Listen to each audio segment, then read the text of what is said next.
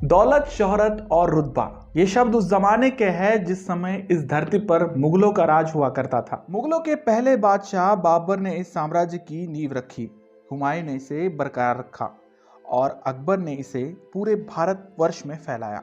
अकबर के बाद आए जहांगीर, शाहजहां और औरंगजेब ने भी इसके दबदबे को कम नहीं होने दिया। मगर सत्ता और गुरूर से बड़ा पहाड़ भी कागज के पत्तों की तरह बिखरने लगता है। मुगल साम्राज्य के साथ भी कुछ ऐसा ही हुआ। औरंगजेब के बाद आने वाले बादशाहों में वो दम नहीं था जो इस सल्तनत को अपने पूर्वजों की तरह संभाले रखे। साथ ही साथ दक्षिणी रियासतों के बढ़ते रुतबे की वजह से मुगल सल्तनत लगभग खत्म सी होती आ रही थी। अब दौर आया 19वीं शताब्दी का। ये वो समय था जब British east India company Bharat के लगभग हर तबके पर अपना साम्राज्य स्थापित कर चुकी थी। उस समय मुगलों की गद्दी पर थे मुगलों के आखिरी बादशाह बहादुर शाह जफर। आज जब भी बहादुर शाह जफर का नाम लिया जाता है तब हमें याद आता है उनका शायराना अंदाज। मगर शायद ही बहुत कम लोग इससे वाकिफ हो कि इस इंसान ने 1857 की क्रांति में भारत का नेतृत्व किया था। ये क्रांति भले ही सफल नहीं हुई थी, मगर इस देश का हर हिंदू और मुसलमान क्रांतिकारी एकजुट होकर अंग्रेजों के खिलाफ लड़ रहा था। मगर इस क्रांति के बाद सबसे बड़ी कीमत चुकाई मुगलों के आखिरी बादशाह बहादुर शाह जफर ने। अंग्रेजों ने न सिर्फ इन्हें कैद किया बल्कि उन पर वो जुल्म ढाए जिसका हर्जाना आज भी इनकी पुश्तें भुगत रही है। यहां तक कि बहादुर शाह की कब्र को बनाने में भी 132 सालों का समय लगा। तो क्या थी इस आखिरी मुगल बादशाह की कहानी, जानेंगे आज के इस पर्टिकुलर वीडियो में।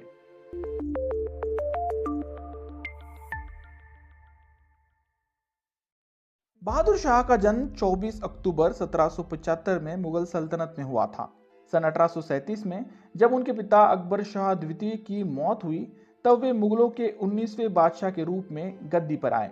इतिहासकारों का मानना है कि बहादुर शाह बचपन से ही नरम दिल और कवियों वाले मिजाज के इंसान थे। यही वजह है कि उनके पिता अकबर शाह उन्हें अपना शासन नहीं सौंपना चाहते थे। मगर धीरे धीरे भारत में मुगल सल्तनत का पतन होने लगा था। इन हालातों में कुछ समीकरण ऐसे बने कि मजबूरन अकबर शाह द्वितीय को अपना राजपाट बहादुर शाह को सौंपना पड़ा। अब बढ़ते हैं 1857 की क्रांति की ओर। मेरठ में जब ब्रिटिशर्स के खिलाफ 1857 की क्रांति शुरू हुई तब अंग्रेजों के आक्रमण से आक्रोशित विद्रोही सैनिक और राजा महाराजाओं ने एक साथ होना शुरू कर दिया। ऐसे में जरूरत थी एक सेंट्रल कमांड की। लिहाजा सभी ने मिलकर बहादुर शाह जफर से ये गुहार लगाई कि अंग्रेजों के खिलाफ इस लड़ाई में वे उनका प्रतिनिधित्व करें। उस वक्त बादशाह की उम्र थी 82 साल। एक बूढ़े बादशाह के लिए ये काम बहुत जोखिम से भरा था, मगर फिर भी बादशाह जाफर ने हाँ कह दी। लेकिन दिखावा और वास्तविकता में जमीन आसमान का फर्क होता है। जाफर के साथ भी कुछ ऐसा ही हुआ। कमजोर नेतृत्व और ब्रिटिशर्स की आधुनिक रणनीतियों की वजह से 1857 का यह विद्रोह कमजोर पड़ने लगा और धीरे धीरे टूट गया। अब बारी थी इस विद्रोह में ब्रिटिशर्स के खिलाफ खड़े होने वाले लोगों की, अंग्रेजों द्वारा दी जाने वाली सजाओं की।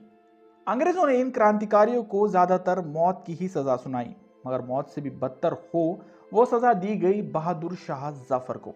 सबसे पहले अंग्रेजों ने जाफर से उनकी सल्तनत को छीना। अब ना ही कोई मुगल सल्तनत थी और ना ही उसका कोई बादशाह। इसके बाद बहादुर शाह जफर के आंखों के सामने उनके बेटों को मार डाला ताकि आगे चलकर कोई और क्रांति ना सुलगे। बहादुर शाह जफर को यह आदेश थे कि वे अब दिल्ली अपने महल लाल किले में नहीं रह सकते। उन्हें अपना आगे का जीवन रंगून में अंग्रेजों के नजरों के सामने गुजारना होगा। साथ ही साथ उन्हें सालाना कुछ रकम पेंशन के रूप में दी जाएगी जिस पर उन्हें अपने जीवनचर्या चलानी होगी।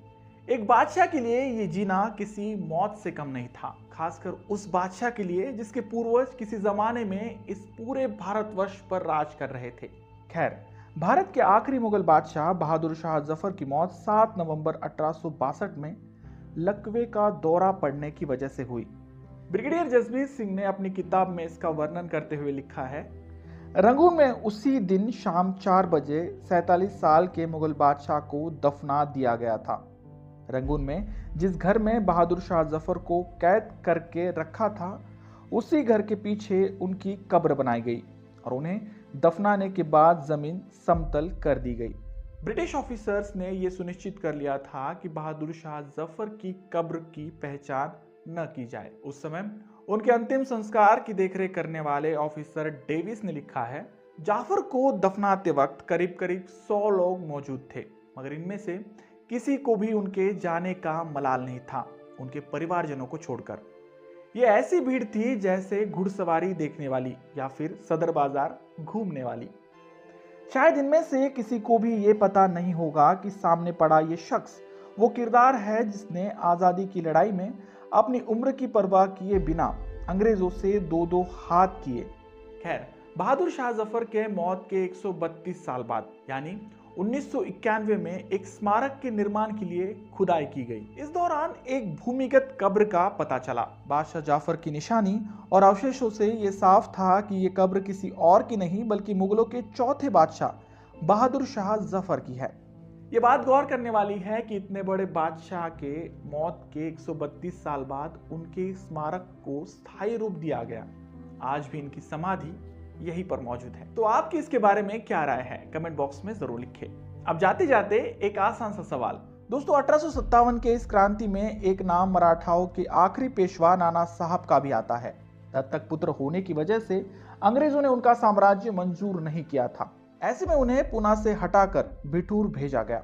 अब आपके लिए सवाल यह है कि 1857 की क्रांति के बाद उनका क्या हुआ? क्या उन्हें बाकी क्रांतिकारियों की तरह मार दिया गया या बहादुर शाह जफर के तरह ही कैद कर लिया गया? आपका जवाब कमेंट बॉक्स में जरूर लिखें। वीडियो अच्छे लगे तो प्लीज इसे लाइक कर अपने दोस्तों में शेयर करना ना भूलें। और हाँ, आपको अगर मेरा काम वाकई में अच्छा लगता है तो प्लीज चैनल को सब्सक्राइब कर देना। मिलते हैं अगले वीडियो में ऐसे किसी इंटरेस्टिंग और हिस्टोरिकल टॉपिक को लेकर। तब तक के लिए धन्यवाद।